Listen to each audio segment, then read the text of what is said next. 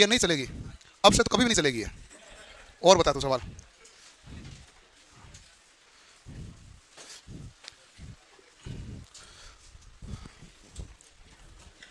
तो ट्रांजिस्टर, इधर इधर इधर, ट्रांजिस्टर हमारे पास किस प्रकार की युक्ति है? प्रतिरोध स्रोत है या वोल्टेज स्रोत है, कौन सी है? नहीं पता तो पहले तेरे वैसे भी नहीं पढ़ा, कल ऐसी चल रही थी। हाँ धारा स्रोत थी ना भाई। आज हम पढ़ेंगे SCR के बारे में। सिलिकॉन कंट्रोल्ड रेक्टिफायर वाला पढ़ना है, थायरिस्टर, जो पावर इलेक्ट्रॉनिक्स का भाग है।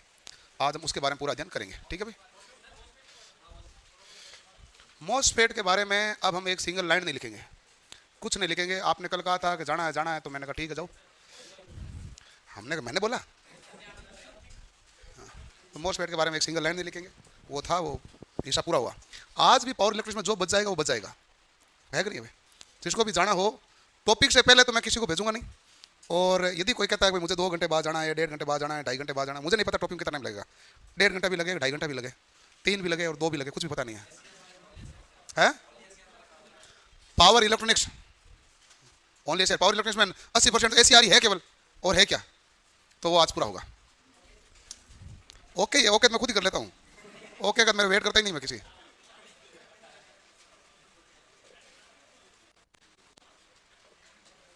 पावर इलेक्ट्रॉनिक्स,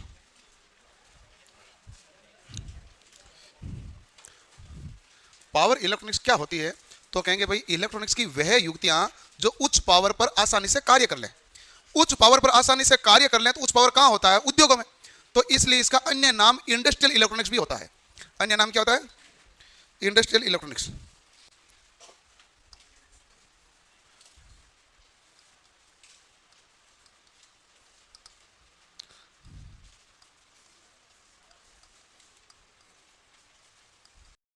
इंडस्ट्रियल इलेक्ट्रॉनिक्स, ठीक है। किसे कहते हैं? वह इलेक्ट्रॉनिक की वह युक्तियां जो उच्च पावर पर आसानी से कार्य करें। आवाज मत करो भाई, लिखो। इलेक्ट्रॉनिक की वह युक्तियां जो उच्च पावर पर आसानी से कार्य करें। इनका उपयोग औद्योगिक क्षेत्रों में किया जाता है। उपयोग क्या होता है?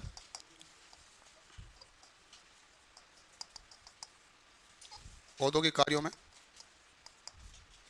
औद्योगिक कार्यों में क्या होता है भाई? मशीनों को नियंत्रण में,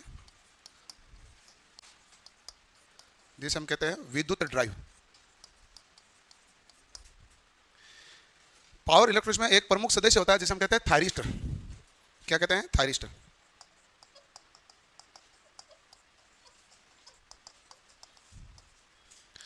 इसका मुख्य सदस्य होता है हमारे पास थायरिस्टर। जो थायरिस्टर मुख्य सदस्य है, इस थायरिस्टर के बारे में देखो ध्यान से। ये हमारे पास एक फैमिली है, पूरा परिवार है। इस परिवार में अलग अलग प्रकार के सदस्य होते हैं। इनका मुख्य सदस्य है वो SCR है। ये फैमिली है जिसका मुख्य सदस्य कौन है भाई? SCR, ठीक है।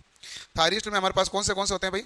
SCR भी होते हैं, डाइक भी आता है, ट्राइक भी आता है, और GTO भी आता है, SUS भी आता है, SCS भी आता है।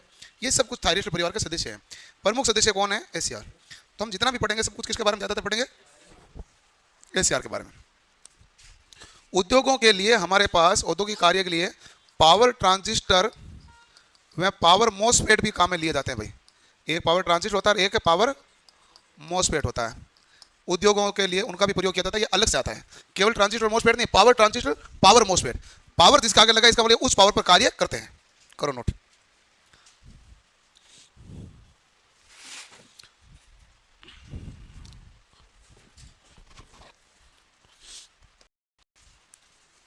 SCR क्या होता है? Silicon controlled rectifier. Silicon controlled rectifier है वो हमारे पास क्या हो गया भाई? SCR, ठीक है। SCR को ध्यान से समझें।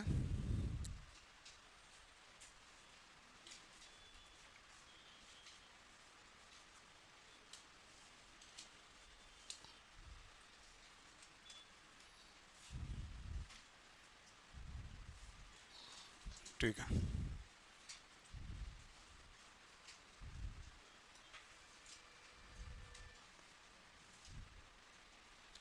ये हमारे पास चार परत की युक्ति है, जिसमें हमारे पास ऐसा लिखा जाए पी एन पी और एन।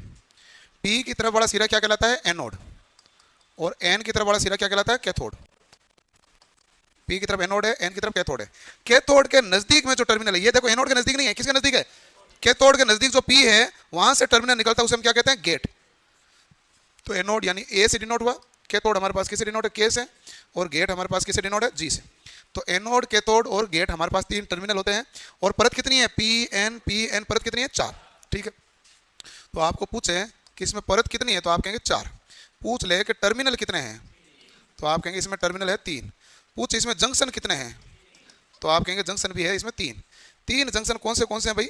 तो एक ये जंक्शन है जो J1 कहलाएगा, एक जंक्शन है J2, और तीसरा जंक्शन कौन सा है? J3। J1 J2 J3। अब देखो कि यदि मान लो मैं एनोड को प्लस से और कैथोड को माइनस से जोड़ूं, तो उस केस में हमारे पास ये क्या आएगा भाई? फॉरवर्ड बाइस। और ये भी फॉरवर्ड बाइस ही होगा, क्योंकि वो भी पी से एन है और ये भी पी से एन है, तो ये भी फॉरवर्ड है। लेकिन ये हमारे पास कौन सा बाइस है? Reverse bias. इट मीन्स यदि मान लो एनोड को पॉजिटिव टर्मिनल्स हैं, वह कैथोड को बैटरी के नेगेटिव टर्मिनल से जोड़ने पर बताओ क्या हो जाएगा भाई? तो आप कहेंगे जंक्शन जो J1 और J3 है, ये दोनों कौन से बाइस में है? फॉरवर्ड बाइस में। J1 और J3 दोनों कौन से बाइस में है? फॉरवर्ड बाइस में। फॉरवर्ड बाइस में अवक्षय परत क्या होती है? छोटी। ठीक है। J3 की भी अवक्षय परत क्या है? छोटी। लेकिन जंक्शन J2 हमारे पास कौन से बाइस में है? रिवर्स बाइस में। जंक्शन J2 हमारे पास कौन से बाइस में है? तो आप कहेंगे J2 हमारे पास है रिवर्स बाइस। पूछ ले इसमें अवक्षय परत कितनी है, बता दो भाई। अवक्षय परत कितनी है? जितने जंक्शन होते हैं उतनी होती है। परत कितनी है? चार। अवक्षय परत कितनी है? तीन, क्योंकि जंक्शन कितने हैं? तीन। टर्मिनल भी कितने हैं? तीन। और गेट टर्मिनल क्या होता है? कैथोड की तरफ पी से संयोजित। गेट क्या होता है भाई? कैथोड की तरफ पी से संयोजित। ठीक है, करो नोट। पी एन टर्मिनल तीन हुए, परत कितनी हुई? चार। जंक्शन है तीन, अवक्षय परत है तीन, गेट होता है कैथोड की तरफ पी से संयोजित होता है, एनोड होता है पी से जुड़ा, कैथोड होता है जो एन से जुड़ा।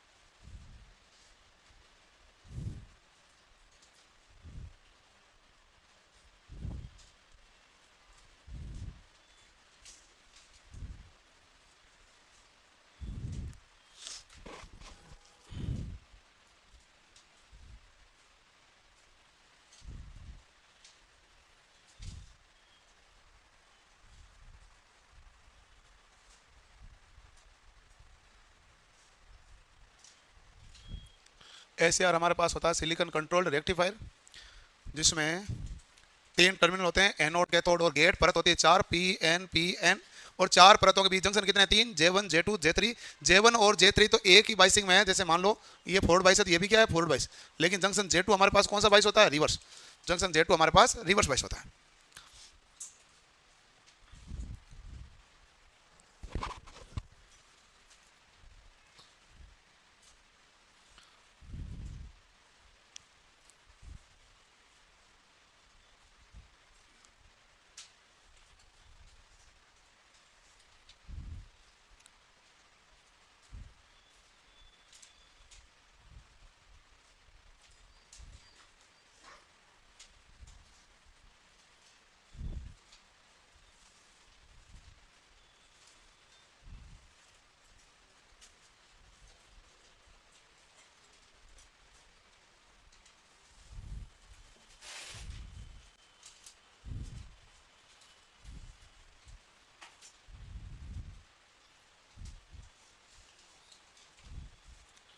लिख लिया भाई?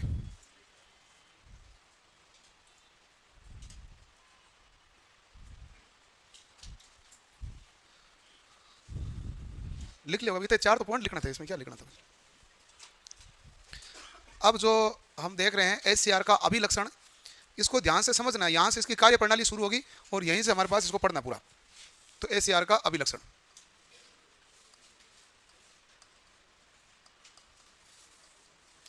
Characteristic of SCR. यहां कैरेक्टरिस्टिक ग्राफ के तो अभिलाक्षणिक ग्राफ ही होता है वैसे ये।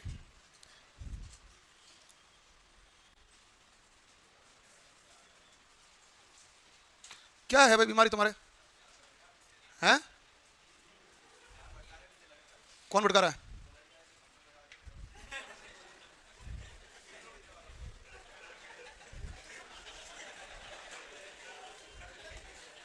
तू तो बिना पेन कॉपी आगे इतना ध्यान भटक गया। बैग यहां है, तू गए ही वहां था। अच्छा, अब पेन कॉपी कहां है? बैग है उधर, पन्ने पे लिख रहा था। तेरा भटका हुआ ध्यान था शुरू से ही।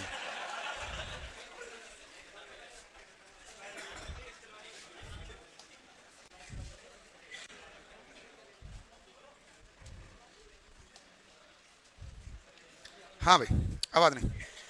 शुरुआत में देखो, जैसे जैसे आप वोल्टेज बढ़ोगे कायदे से धारा बढ़नी चाहिए। लेकिन यहाँ पर क्या होगा कि शुरुआत में आप वोल्टेज बढ़ोगे तो धारा बढ़ेगी, लेकिन उसके बाद आप कितना भी वोल्टेज बढ़ा दो, धारा क्या होगी? नियत होगी, धारा बढ़ ही नहीं रही। तो आप कहेंगे भाई वोल्टेज बढ़ाने पर धारा बढ़नी चाहिए, लेकिन यहाँ बढ़ क्यों नहीं रही है? तो हम कहेंगे बढ़ इसलिए नहीं रही है कि यहाँ पर एक जंक्शन है J2, और J2 जंक्शन है तो वो अब इलेक्ट्रॉन होल को गुजरने नहीं दे रहा। तो शुरुआत में कैसे गुजरने दिया? शुरुआत में ऐसे है कि ये तो हमारे पास फॉरवर्ड बाइस में, तो इसमें तो धारा प्रवाह होगा, ये भी फॉरवर्ड बाइस में, तो इसमें भी धारा प्रवाह होगा। लेकिन यहाँ पर रिवर्स बाइस में धारा का प्रवाह तो नहीं होता है, परंतु रिवर्स बाइस में माइनॉरिटी के कारण तो धारा प्रवाह होगा। माइनॉरिटी मतलब कि एन की तरफ कुछ तो पी है, होल है, और पी की तरफ कुछ तो इलेक्ट्रॉन है, इसे क्या कहते हैं? माइनॉरिटी।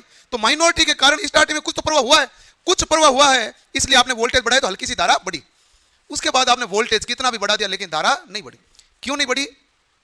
क्योंकि रिवर्स बाइस है जो परत होती है मोटी, और उसने रिवर्स बाइस ने वोल्टेज का प्रवाह नहीं होने दिया, तो जिसके इलेक्ट्रॉन होल का प्रवाह नहीं होने दिया, इसलिए यहां पर हमारे पास क्या रह गया? है तो फॉरवर्ड बाइस, लेकिन धारा का प्रवाह यहां पर नहीं हो रहा। जब जहां पर धारा का प्रवाह नहीं हो रहा, तो इस मोड को क्या कहते हैं? Forward blocking mode. Forward blocking mode, इसे कहते हैं फॉरवर्ड ब्लॉकिंग मोड। अब सवाल है कि फॉरवर्ड ब्लॉकिंग मोड हम वैसे किसे कहते हैं? एक तो मैं अलग से लिखूंगा, इसी के अंदर लिख दूं, अलग से लिख दूं, ताकि ये फिर वो मिक्स नहीं होगा ना। कोई बात नहीं, इधर लिख देता हूं। आवाज मत करो भाई। Forward blocking mode, forward blocking mode होगा। आप पहली लाइन तो कहोगे कैथोड की तुलना में एनोड क्या है? धनात्मक है, तभी तो फॉरवर्ड बाइस आएगा। फॉरवर्ड बाइस कब आएगा? जब कैथोड की तुलना में एनोड क्या है? धनात्मक। तो सबसे पहली लाइन तो आप ये कहेंगे कैथोड की तुलना में एनोड हमारे पास धनात्मक था, तभी फॉरवर्ड मोड आया।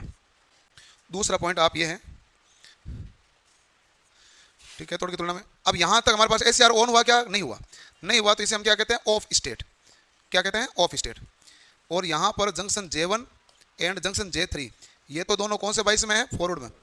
और जंक्शन J2 कौन से बाइस में है भाई? Reverse bias. ठीक है भाई, J1 एंड J3 ये फॉरवर्ड बाइस, और J2 कौन से बाइस में है? रिवर्स बाइस में। ये कौन सा मोड है? Forward blocking mode. ठीक बात है, तो ये फॉरवर्ड ब्लॉकिंग मोड है। अब फॉरवर्ड ब्लॉकिंग मोड है तो यहां पर ध्यान से देखो कि यहां पर आपने जैसे ही वोल्टेज बढ़ाते गए, एक बिंदु ऐसा आएगा जहां पर वोल्टेज काफी ज्यादा हो जाएगा। जब वोल्टेज काफी ज्यादा हो जाता है तो उच्च वोल्टेज के कारण एक एवलांची ब्रेकडाउन आता है। उच्च वोल्टेज के कारण कौन सा ब्रेकडाउन होता है? आवेश के कारण कौन सा ब्रेकडाउन होता है? जीनर। और वोल्टेज के कारण कौन सा ब्रेकडाउन होता है? एवलांची। एवलांची ब्रेकडाउन का वोल्टेज कितना होता है? 8 वोल्ट से 10 वोल्ट। तापमान बढ़ते हैं तो उसमें ब्रेकडाउन वोल्टेज बढ़ता है वगैरह, देखा आपने। तो अब आप देखो कि और वोल्टेज बढ़े, और वोल्टेज बढ़े, और वोल्टेज बढ़े, एक बिंदु ऐसा आया जहां पर ब्रेकडाउन के कारण ये जंक्शन J2 क्या हो गया? टूट गया। ठीक है, जैसे ही जंक्शन J2 टूटा, अचानक से धारा बढ़ी। जैसे जंक्शन J2 टूटा, अचानक से धारा बढ़ी, और जो धारा बढ़ी तो ये हमारे पास VBO है, इसे कहते हैं ब्रेक ओवर वोल्टेज। इसे क्या कहते हैं? अच्छा, एक आपने पढ़ा ना ब्रेक डाउन वोल्टेज, जहां पर वोल्टेज नीचे की तरफ डाउन हुई वो ब्रेक डाउन है, ये ऊपर की तरफ जा रही है तो क्या हो गई? Break over voltage. तो ब्रेक ओवर वोल्टेज। फिर कहा यार ये जो ये जंक्शन J2 टूट ही गया है तो फिर इतने वोल्टेज की जरूरत कहां है? ये तो केवल ब्रेक को तोड़ने के लिए तो था। जब ये टूट गया तो कम वोल्टेज होगा तो भी तो धारा का प्रवाह हो जाएगा, क्योंकि जंक्शन J2 तो टूट चुका है। तो हमारे पास क्या होगा कि ये हुआ मामला।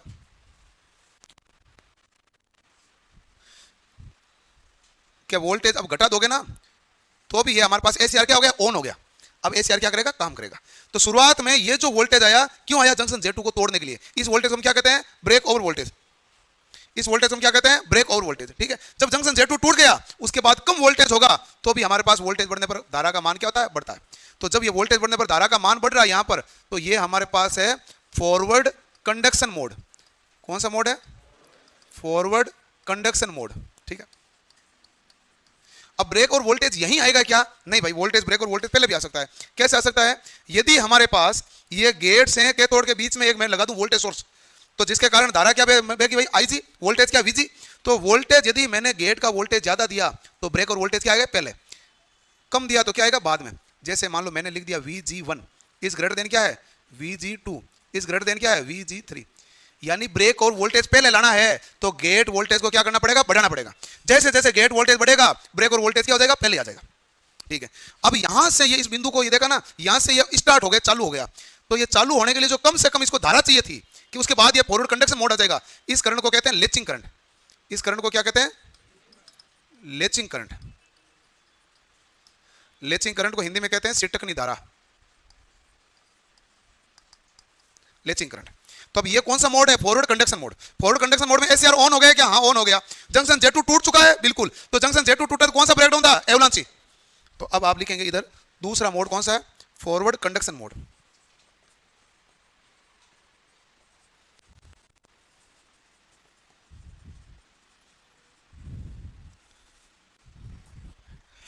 फॉरवर्ड कंडक्शन मोड क्या कहेगा भाई? फॉरवर्ड वोल्टेज बढ़ाया, फॉरवर्ड वोल्टेज बढ़ाने पर J2 एवलांची ब्रेकडाउन, J2 ब्रेक हो गया। J2 किस कारण ब्रेक हुआ? एवलांची ब्रेकडाउन के कारण। क्या है भाई?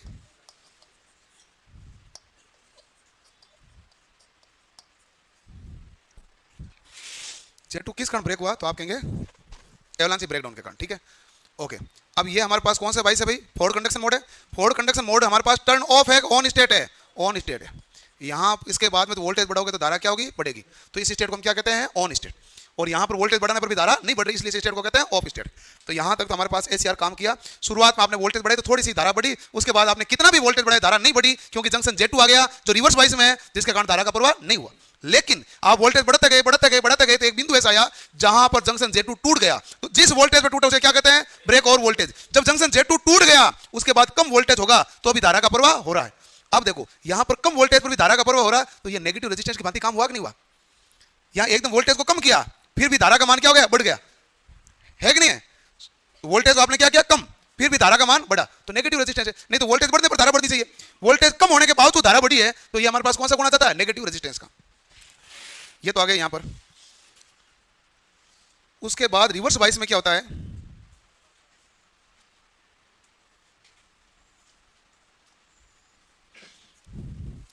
एक तो हमारे पास ये बिंदु है, इसको कहते हैं क्या? Reverse blocking mode.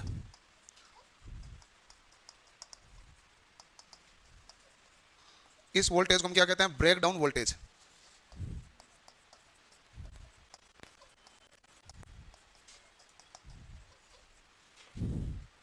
ये क्या कहलाता है?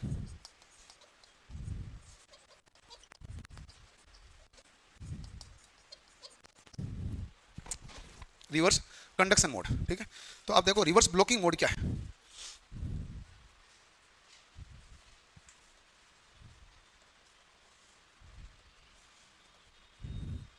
तो आप कहेंगे कैथोड की तुलना में एनोड क्या होगा? ऋणात्मक।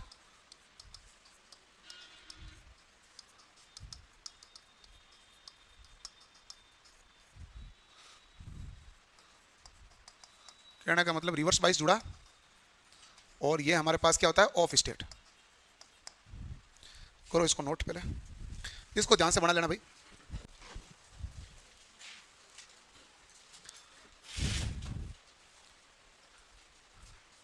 अब की बार मेरे से वापस पूछना मत तुम। मैं कुछ नहीं करूंगा, इधर ही पड़ा रहता हूँ। अब तो मुझे डिस्टर्ब करने लग गया है।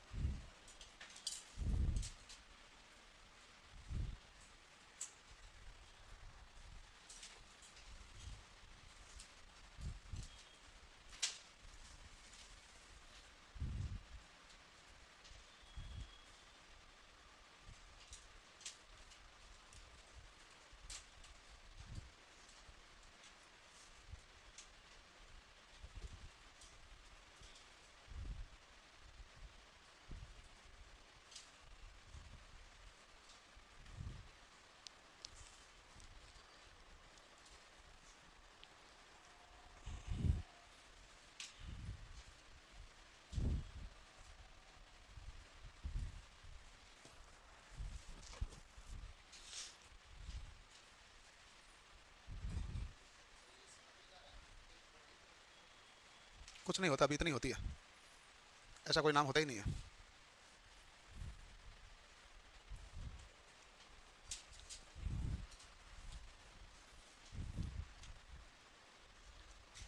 अभी मैंने जो समझा है, जो जिक्र किया वो तो आगे ना, अब आगे तो दौड़ने से क्या मिलेगा बताओ।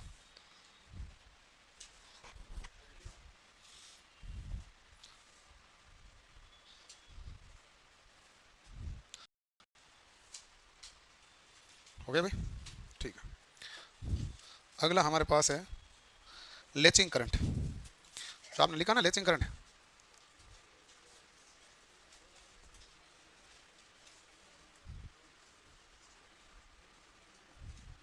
यानी सिटकनी धारा किसे कहते हैं भाई? वह न्यूनतम धारा जो किसी डायोड को ऑन करने के लिए जरूरी है, मतलब एसीआर को ऑन करने के लिए, एसीआर को ऑन करने के लिए जो कम से कम धारा की आवश्यकता होती है, उस धारा को क्या कहते हैं? लेचिंग धारा। जब तक लेचिंग धारा जितनी धारा प्राप्त नहीं होगी, एसीआर ऑन है। तो एसीआर को ऑन करने के लिए न्यूनतम धारा क्या कहलाती है? लेचिंग धारा। एसीआर को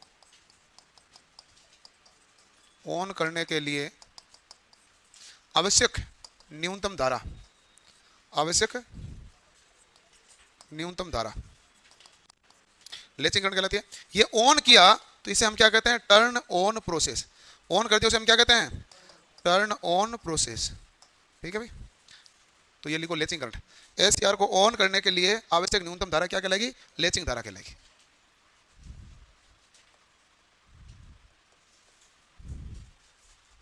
एसीआर को ऑन करने के लिए आवश्यक न्यूनतम धारा क्या कहलाती है? लेचिंग धारा।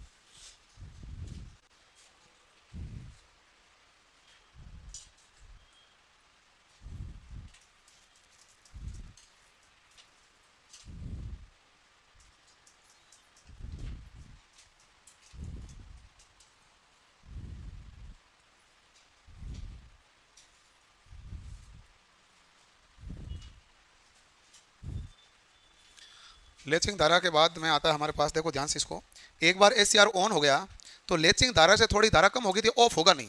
ऑफ उससे भी काफी कम धारा होगी नहीं, तब जाके ऑफ होगा। तो ये एक बार ऑन हो गया तो यहां तक धारा आएगी नहीं, तब तक ये ऑन रहेगा। लेकिन इससे भी कम धारा आ गई तो ये क्या हो जाएगा? ऑफ। इस धारा को कहते हैं होल्डिंग करंट। क्या कहते हैं? नाम से पता चल गया था, होल्ड करता है। कौन सी अवस्था में? ऑन अवस्था में। ऑन स्थिति में क्या करता है? होल्ड। होल्ड मतलब बने रहो वहीं पे, तो होल्डिंग करंट। हिंदी में क्या कहते हैं? धारक धारा। होल्डिंग मतलब धारक धारा। तो ये हमारे पास धारक धारा का मान है, लेचिंग करंट से कम है कि नहीं है? तो धारक धारा का काम क्या है? एसीआर को ऑन अवस्था में बनाए रखना। एक बार ऑन करने के लिए क्या चाहिए? Latching current. ऑन हो गया तो यदि यहां पर मुझे इस धारा पर पूछे ये ऑफ हो गया, क्या हम कहेंगे नहीं हुआ। एक बार ऑन होने पर यहां पर ये क्या रहेगा? ऑन। यदि होल्डिंग से कम धारा आएगी तो जाके क्या होगा? ऑफ। उससे पहले ऑफ नहीं होगा। तो बताइए भाई, होल्डिंग करंट किसे कहते हैं?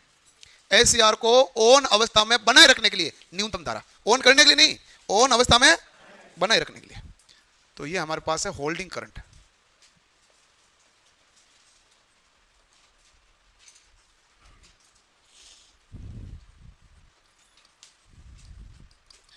एसीआर को ऑन अवस्था में बनाए रखने के लिए न्यूनतम धारा, एसीआर को ऑन अवस्था में बनाए रखने के लिए जो न्यूनतम धारा होती है उसे हम क्या कहते हैं भाई? Holding current. ठीक है, ये हमारे पास इससे कम धारा होने पर, एनोड की धारा का मान होल्डिंग करंट से कम हो जाए तो ये क्या हो जाएगा? ऑफ। ठीक है ना।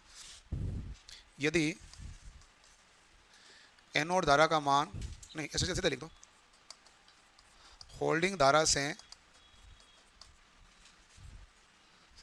मान कम होने पर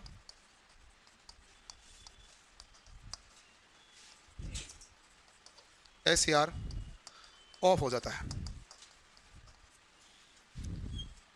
इसे टर्न ऑफ प्रोसेस कहते हैं। और ध्यान रखें, एक लेचिंग धारा का मान सदैव लेचिंग धारा का मान सदैव होल्डिंग धारा से बड़ा होता है।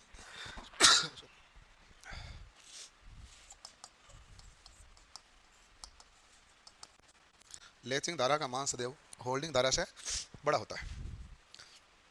It means I L is greater than I H. I L बटा आई एच का मान है ना 2 से 3.5 के बीच होगा भाई, ठीक है। इसको लिख लेना, एक थोड़ा सा और पढ़ा दो, नहीं छोड़ो, देखो अभी लिखो, एक मिनट देख। हाँ है 2 बार लिख दिया होगा, कम 1 बार ही होगा।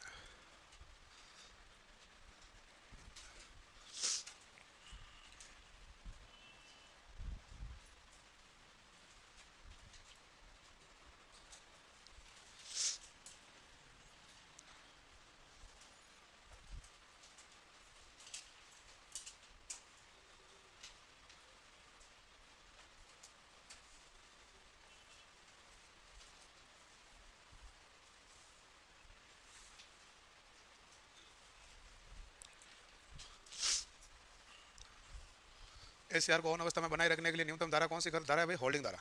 होल्डिंग धारा से मान कम होने पर एससीआर क्या हो जाता है? ऑफ हो जाता है।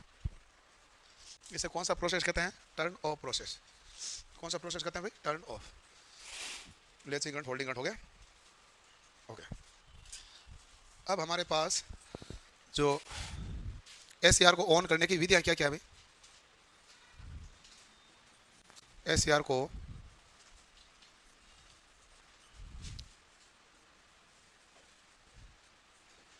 ऑन करने की विधियां बताइए क्या क्या होती है?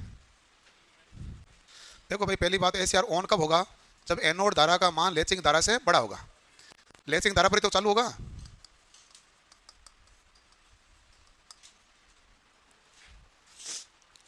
जब तक लेचिंग धारा से बड़ा नहीं होगा एससीआर ऑन नहीं होगा। ऑन करने के लिए हमें क्या चाहिए? ट्रिगरिंग। ट्रिगरिंग की विधियां क्या होती है भाई? एक तो होता है, नाम है 5 नाम ध्यान रखना है, डीवी बाई डीटी ट्रिगरिंग। दूसरा होता है गेट ट्रिगरिंग। तीसरा होता है थर्मल ट्रिगरिंग। चौथा है फॉरवर्ड वोल्टेज ट्रिगरिंग हो गया। एक और क्या है? हाँ,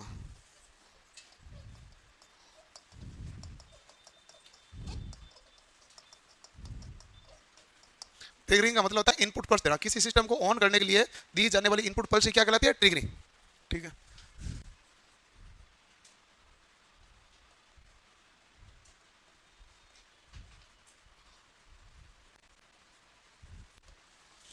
एससीआर को ऑफ करने की विधियां। ऑफ करना है तो एनोड धारा का मान किससे कम होना चाहिए भाई? होल्डिंग धारा से।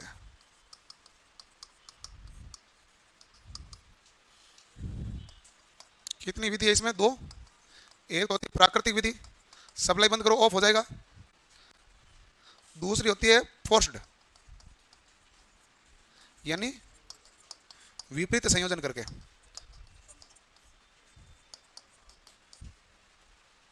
एनोड और कैथोड का कनेक्शन क्या कर दिया? उल्टा, तो धारा फटाफट से कम हो जाएगी, तो जल्दी से क्या हो जाएगा? ऑफ हो जाएगा। मशीनों में भी तो करते हैं ना, ब्रेकिंग विधि काम में लेते हैं। रोकने के लिए। सप्लाई बंद करने पर भी तो रुकेगा, लेकिन हम जल्दी रोकने के लिए कौन सी विधि काम लेते हैं? ब्रेकिंग।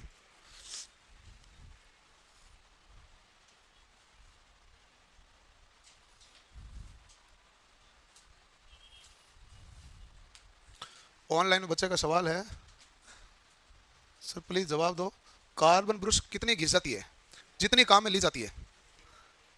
ऐसे कैसे? आपको क्या पता 1/3 घिस जाती है? कितनी घिस जाती है? कार्बन ब्रश आपने खरीदा है तो कितना घिसेगा? जितना काम में लोगे। काम में नहीं लोगे तो घिसेगा भी नहीं। इसने पूछा नहीं कब बदला जाता है, 1/3 घिसने पर तो बदला जाता है।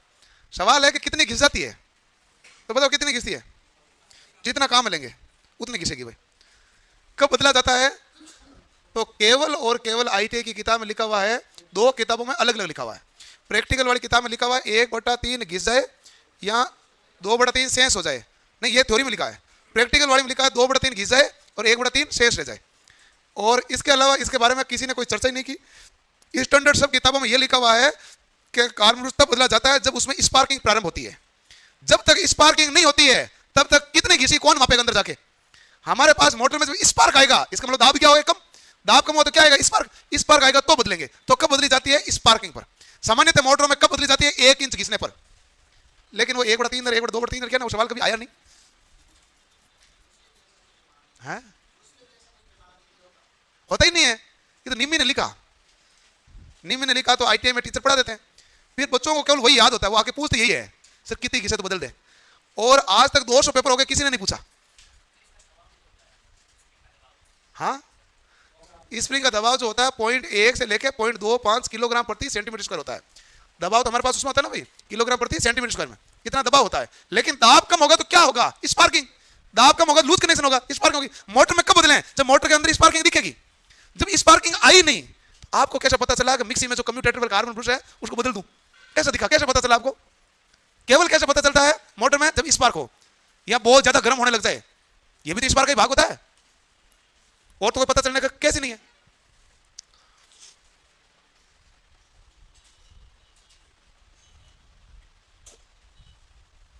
एसीआर का पूरा नाम क्या है? आप बताओ।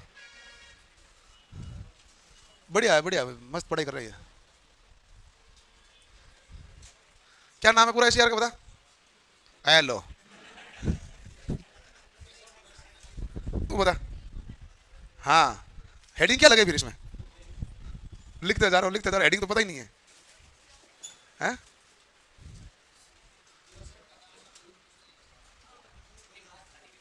हैं? क्यों? अच्छा, ऑनलाइन पूछा बच्चे ने एक सवाल।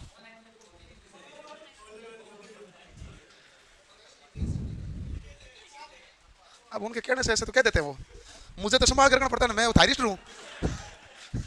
मैं थायरिस्ट हूँ, पूरे परिवार को संभालना पड़ता है, इधर वाले को, उधर वाले को, सबको। है कि नहीं है? ऐसे तो हमारे ये रेल वाले बैठे होंगे, कार्तिक जाते हैं, कई बार गुस्सा करके चले जाते हैं, कई बार बिना फालतू झाड़ के चले जाते हैं। अब तो आजकल कम कर दिया, पहले ज्यादा कर देते थे। लेकिन मुझे संभालना पड़ता है बाद में कि क्या हो गया मामला, देखना पड़ता है। एसीआर का देख लिया, अब एसीआर का उपयोग लिखो।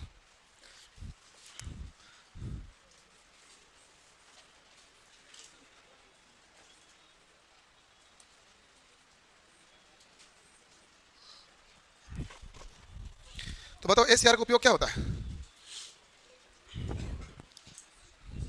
पहला तो काम आपको रेक्टिफायर के रूप में करते हैं, सिलिकॉन कंट्रोल रेक्टिफायर। एसी को डीसी में बदलेगा, पहला काम तो यही करेगा ये। पहला लिखोगे आप,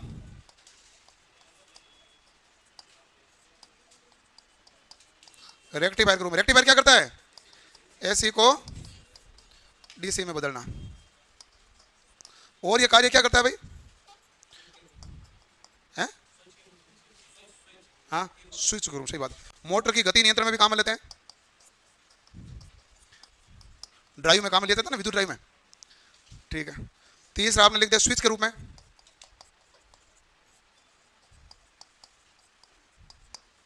और कहाँ काम लेते हैं?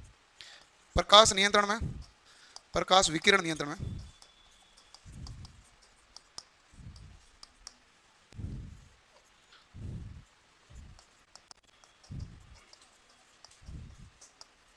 ताप नियंत्रण में, रिले परिपथ में, टाइमर सर्किट में भी कई जगह काम ले लेते हैं। तो इन सब जगह काम में लेते हैं इसको भी। हाँ, साइक्लो कन्वर्टर में, इन्वर्टर में भी लेते हैं। इन्वर्टर एंड कन्वर्टर दोनों लिख दो इसमें। वैसे तो इन्वर्टर नहीं होता लेकिन कन्वर्टर में होता ना, तो कन्वर्टर के रूप में। तो वैसे कन्वर्टर इसी में आ जाता है, नेगेटिव डीसी बदलना, ये कन्वर्टर है।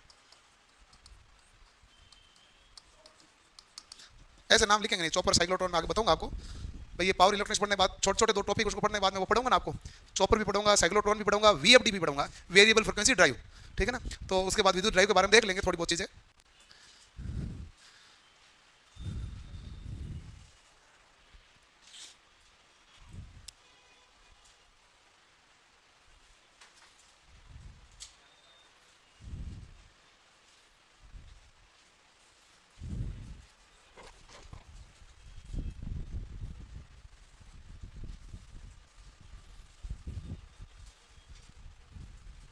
क्या हो गया,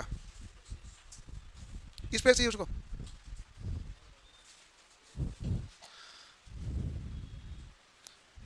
लिख लिया। अब हमारे पास एक लास्ट है एसीआर के बारे में, एसीआर की सुरक्षा, जिसके बारे में मैं कल परसों चर्चा कर ही रहा था। एसीआर की सुरक्षा, सुरक्षा पढ़ लेते हैं। उससे पहले ये देख लो भाई, एसीआर का सिंबल,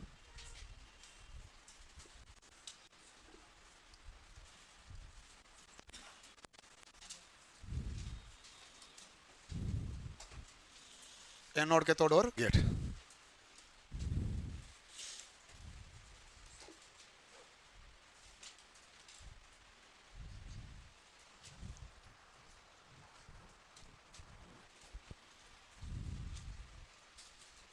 हो गया भाई।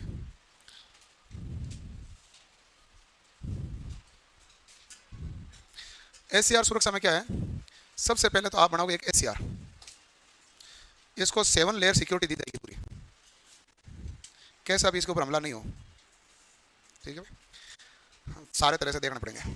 तो एसीआर है, इसमें सबसे पहले सुरक्षा के लिए आपने लगाया ये हीट सिंक। ये क्या है भाई, हीट सिंक। हीट सिंक का कार्य क्या होता है भाई,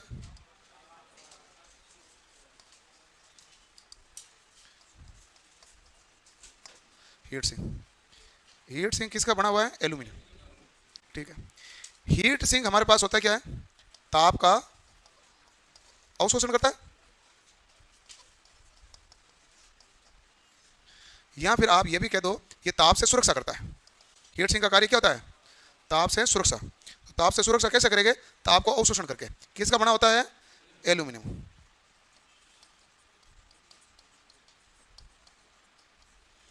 ये हमारे पास हो गया। हीट सिंक किसका बना हुआ है, एल्यूमिनियम का। इसका कार्य क्या होता है, तापमान से सुरक्षा। ज्यादा तापमान होता है तो गर्म ज्यादा होता है, तो उसे सुरक्षा करने के लिए काम लिया जाता है। कैसे काम करेगा, ये ताप का क्या कर देगा, अवशोषण। ज्यादा तापमान होगा तो ये जो हमारे पास लगा हुआ ना एसीआर, एसीआर से ताप सोख लेगा और ये अपने धातु के अंदर फैला लेगा, जिसे बाहर परिपथ में वायुमंडल में चला जाएगा। फिर ये जो एसीआर है, इसमें यदि वोल्टेज ज्यादा आ जाए तो हमें क्या करना पड़ेगा, उच्च वोल्टेज से सुरक्षा। ये परिवर्ती प्रतिरोध के रूप में दिख रहा है, ठीक है। ये परिवर्ती प्रतिरोध कह दो, या इसको मैं क्या कहता हूं, रियोस्टेट। रियोस्टेट क्या करता है, उच्च विभव से सुरक्षा, नियंत्रण करेगा तभी सुरक्षा, सारा नियंत्रण नहीं होता वैसे। अगला हमारे पास होगा भाई, उच्च वोल्टेज से सुरक्षा कर दिया, लेकिन वोल्टेज ज्यादा तो नहीं है तो कम ही, लेकिन बार बार परिवर्तन हो रहा है, तो उससे सुरक्षा करने के लिए आपको क्या लगाना पड़ेगा भाई, स्नेबर परिपथ।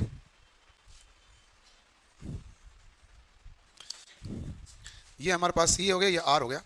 इसका नाम क्या होता है, स्नेबर परिपथ।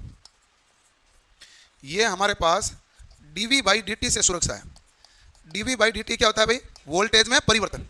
dV/dt क्या होगा, तो वोल्टेज में परिवर्तन से सुरक्षा कौन करेगा, स्नेबर परिपथ। वोल्टेज से सुरक्षा करना तो कौन सा क्रम है, स्नेबर परिपथ जोड़ा, समांतर क्रम है। एसीआर का कौन सा क्रम है, जोड़ा समांतर। स्नेबर परिपथ में क्या होता है, आर और सी दोनों कौन सा क्रम में जुड़े होते हैं, श्रेणी क्रम है। आर और सी तो श्रेणी क्रम है ना आपस में। और ये कौन सी सुरक्षा है भाई, dV/dt सुरक्षा।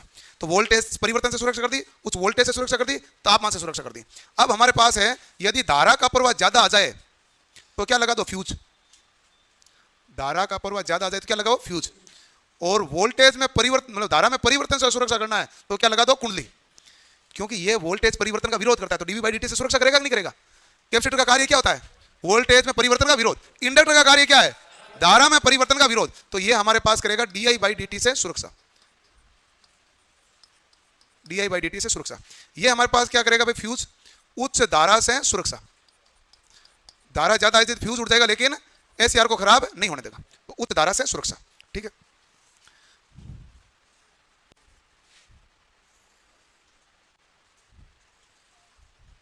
अब देखो ये हमारे पास कौन सा टर्मिनल है, एनोड पे जा रहा है नहीं जा रहा है एससीआर के, ये एससीआर का कौन सा टर्मिनल है, गेट, ये एससीआर का कौन सा टर्मिनल है, कैथोड।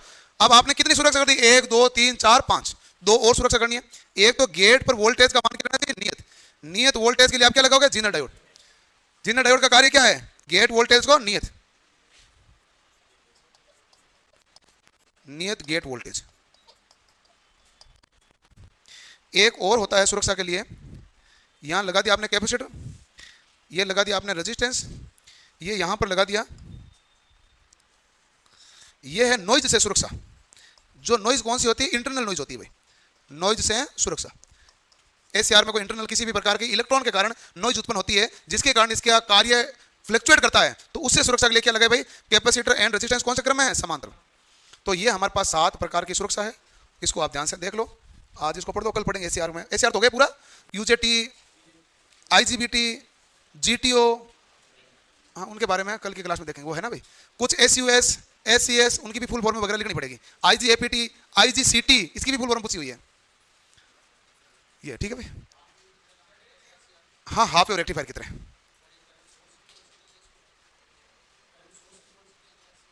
नहीं करंट सोर्स नहीं बोलते ना, करंट कंट्रोल करते हैं, सोर्स कैसे बोलेंगे, सोर्स तो कैसे बोलेंगे, ये एक्टिव एलिमेंट है जरूर, लेकिन सोर्स हम किसी भी यूनिट को कहां बोलते हैं। ये धारा स्रोत धारा प्रदान थोड़ी करेगा, एम्प्लीफिकेशन का गुण वैसे रखता है। तो क्या सवाल क्या है, ऑप्शन सहित बोलो। पर्सन क्या, पर्सन का आधार पर हो जाएगा ना, हो सकता है पर्सन में कुछ, क्योंकि एक्चुअल में लफड़ा ये होता है कि हमें बेस्ट चूज करना पड़ता है ऑप्शन में। कई बार चारों ऑप्शन घटिया होते हैं तो एक अच्छा सा ढूंढना पड़ता है, कई बार 4 में से 2 आंसर सही होते हैं लेकिन हमें करना एक पड़ता है, आता है ना, आपने बहुत बार टेक्निकल देखते हो। तो ये मामला, सवाल क्या है वो बताओ, उस हिसाब से आंसर हो जाता है। क्या केवल सीधा लिखा, कुछ सवाल लिखा होगा ना, एक लाइन लिखी हुई है ना, उच्च धारा से कुंडली रक्षा करेगी, नहीं, उस कुंडली है जो डी बाई डी से सुरक्षा करेगी भाई।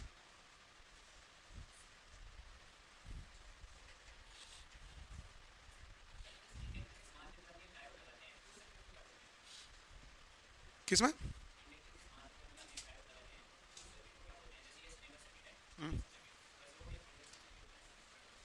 नहीं याद नहीं है, प्रोटेक्शन है, ये भी प्रोटेक्शन, इसके समांतर में लगा सकते हैं रेजिस्टेंस, हम तो लगाते इसलिए नहीं है, सामान्यतः आधी बार इसलिए लगाते हैं, ऑलरेडी इसमें रेजिस्टेंस का गुण होता है। पता नहीं क्या बोलते हैं, आइडिया नहीं, आइडिया नहीं है क्या बोलते हैं, हो सकता है कुछ बोलता हो।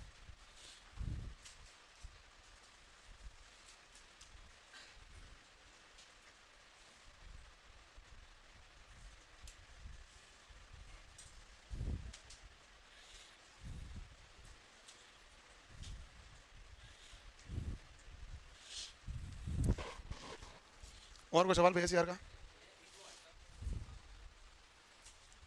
हैं? कितने हर्ट्ज से काम करते हैं ये, सामान्यतः तो हमारे पास निम्न हर्ट्ज, निम्न आवृत्ति पर अच्छे से काम करते हैं, उच्च आवृत्ति पर इनकी दक्षता कम हो जाती है। निम्न आवृत्ति पर सबसे अच्छे से काम करते हैं, कोई भी पावर डिवाइस होती है निम्न आवृत्ति पर ज्यादा काम करती है, उच्च आवृत्तियों पर पावर डिवाइस से कम काम कर पाती है।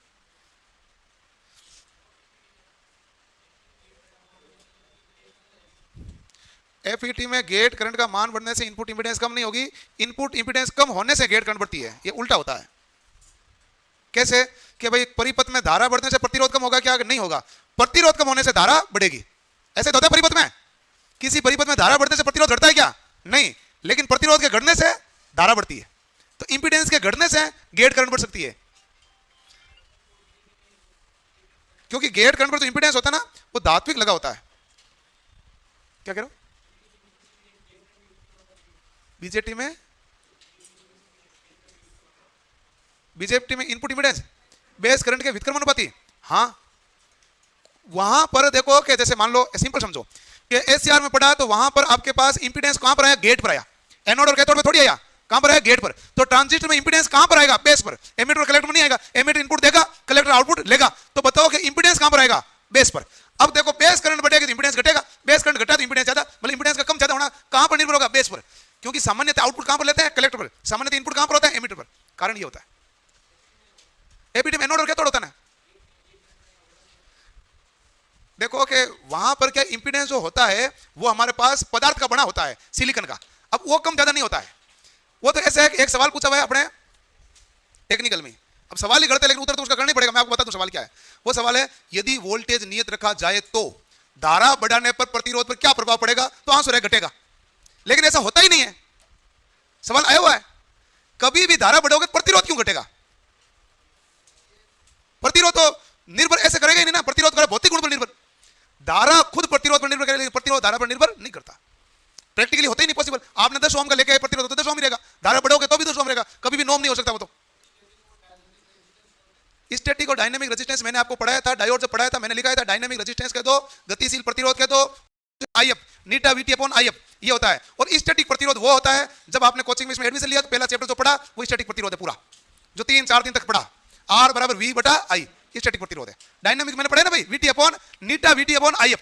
उसका एक न्यूमेरिकल सवाल भी कराया था मैंने, नहीं करे 0.37 ऐसा करके उत्तर आया था, या 3.7 करके उत्तर आया, कुछ 0.37 आया कराया मैंने, मुझे याद है न्यूमेरिकल। और कोई सवाल भाई? किसका सेमीकंडक्टर लिखा? क्या सवाल है?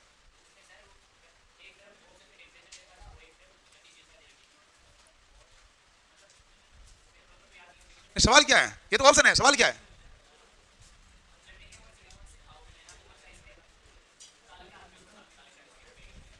चालकता जर्मेनियम की।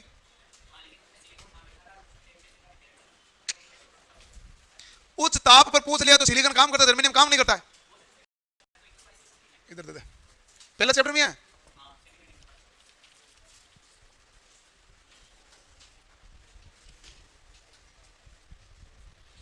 इलेक्ट्रॉनिक एक तो उद्योगों में अधिकांश अर्धचालक डिवाइस जर्मेनियम की अपेक्षा सिलिकॉन के क्यों बनाए जाते हैं? डोप्ड सिलिकॉन क्या माना जाता है? सिलिकॉन वैलेंस इलेक्ट्रॉन कितने हैं? इलेक्ट्रॉनिक उद्योगों में व्यापक रूप से काम में कौन सा अर्धचालक लेते हैं? ऐसा क्या पड़ गया जो इसमें है ही नहीं, दिख नहीं रहा। ये रहा 21 22, आप ध्यान से भाई पूरा पढ़ के आ जाना इसके वाला, ठीक है।